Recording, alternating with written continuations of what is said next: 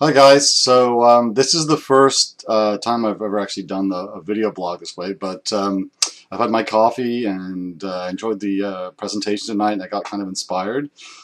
So I'm going to present one of my ideas, and then I'll finish with one other one that's a little bit more to the left field, but maybe interesting as well. And I guess we'll discuss it on Tuesday. But here we go. So the first concept is this idea I've been playing around with in my head for a little while. Just so you know, I have 3 daughters, and they never cease to amaze me. They're always coming up with really cool things that they're capable of doing.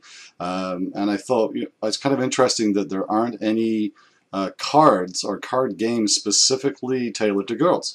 You can play Pokemon, and my girls love playing Pokemon, but that's also crosses both genders. It tends to have a bit more of a kind of an action fighting kind of element to some extent, and I thought it'd be really nice to consider the possibility of having a card pack essentially available for girls that really focuses on things like goals and aspirations and cooperation, but also fun stuff as well. It's got to be a little bit edgy, right? So that's the primary idea. The cards themselves, I would like to see, or I'm suggesting that they actually be designed by girls, so that the girls actually contribute these, the designs, the characters, and their attributes and their backstory, essentially, using via cell phones or via an online app. Maybe using an editor that allows them to do the drawing and also other stuff. And so that would actually be the basis of the first deck, essentially, and then the deck would grow from there as the new contributions come in, new decks get created. There would be videos potentially as well linked to those characters, and I guess those would be user contributed as well. There would be 2 versions of the cards essentially, although there would be obviously integration between the 2, and they would be physical and electronic. So I actually like the idea of physical cards. Not everybody would want to play them. There'd be other devices that they would want to use, electronic devices. But there's something nice about actually holding something in a game. So that was my idea there. Flying through this, because I have 45 seconds. So the core, I talked about the cool core characters being edgy, cool, and nerdy, but also they would bring in elements of popular culture. So for right now, for example, my girls are crazy about vampires and kind of horror stories type stuff. So that could certainly sort of come into play. But they also like things like Airborne and other sort of adult, older teenager stories. So that would be something that would kind of play into it as well. So the whole idea there is just aspirations and other things, not so much about the actual sort of fighting side of cards, which is very common in the more of the boy-oriented card games that I've seen.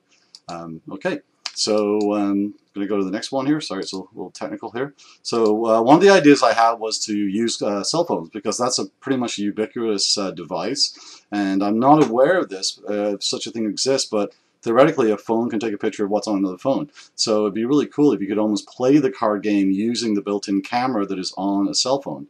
And how that would work out, in details, I don't know. But essentially, maybe a QR code on the player pack would give the information to the other phone, and then there would be, attributes would be tested. One idea I had was that the players would basically set goals for themselves, and that these would not be revealed to the other player, and that's how the game kind of plays out. Is you're jockeying for your goal, and they're jockeying for their goals. And whether there's a winner or not is another story, but there could be rewards and that kind of thing, which I think would be really cool. So that's that.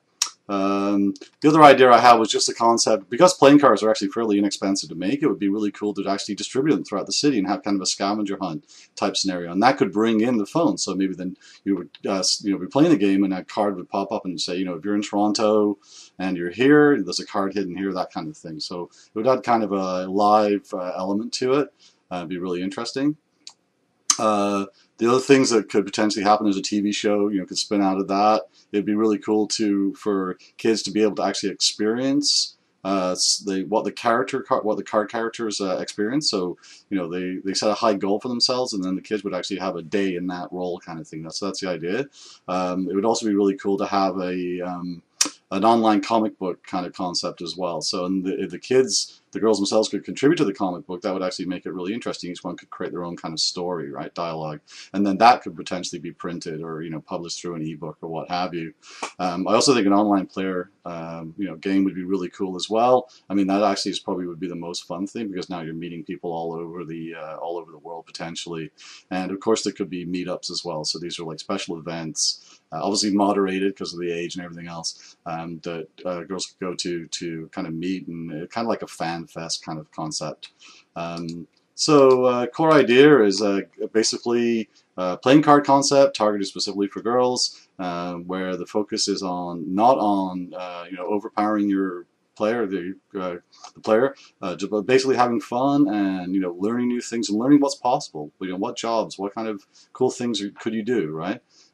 Keeping it edgy and interesting is obviously the goal, and because the girls themselves would contribute to it, it would be very timely in that fashion.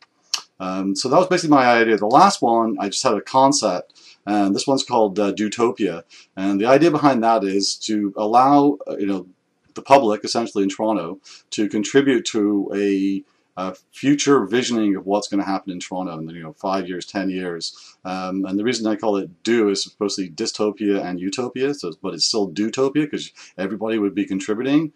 And the idea there was that the people viewing this content potentially would be able to choose through the electronic method of hyperlinking, etc., the story that they want to follow.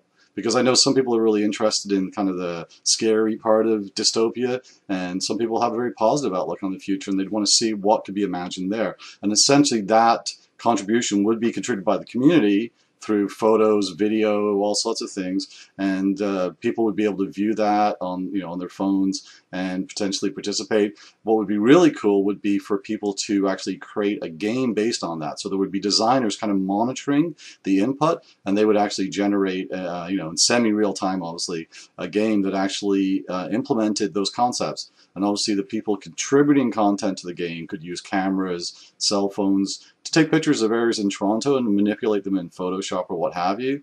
So in a way, you're kind of building a future imagining of the city of Toronto, for want of a better word. Anyway, it's about 11 o'clock, and I've been working for 14 hours, basically. So I'm going to sign off, and that's the end of my first session. Thank you.